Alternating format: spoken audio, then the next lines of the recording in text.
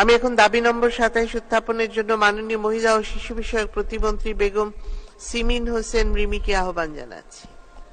ধন্যবাদ মাননীয় স্পিকার। আমি সিমিন হোসেন রিমি, মহিলা ও শিশু বিষয়ক মন্ত্রণালয়ের প্রতিমন্ত্রী, প্রস্তাব করছি যে মহিলা ও শিশু বিষয়ক মন্ত্রণালয় খাতে 2025 সালের 30 জুন তারিখে সমাপ্য অর্থবছরে প্রয়োজনীয় সাকুল্য পরিচালন এবং উন্নয়ন ব্যয় নির্বাহের জন্য মহামান্য রাষ্ট্রপতিকে অনধিক 5,222 কোটি 19 লক্ষ 62 হাজার টাকা মঞ্জুর করা হোক। মাননীয় স্পিকার, আপনাকে ধন্যবাদ। ধন্যবাদ মাননীয় মন্ত্রী। সংসদের সামনে প্রশ্ন হচ্ছে মাননীয় মহিলা ও শিশু বিষয়ক প্রতিমন্ত্রী বেগম সিমিন হোসেন রিমির প্রস্তাব মতো মহিলা ও শিশু বিষয়ক মন্ত্রণালয় খাতে মহামান্য রাষ্ট্রপতিকে অনধিক 5,222 কোটি 19 লক্ষ 62 হাজার টাকা মঞ্জুর করা হোক।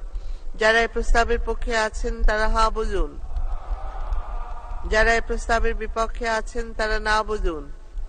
হা জয়যুক্ত হয়েছে, হা জয়যুক্ত হয়েছে, হা জয়যুক্ত হয়েছে।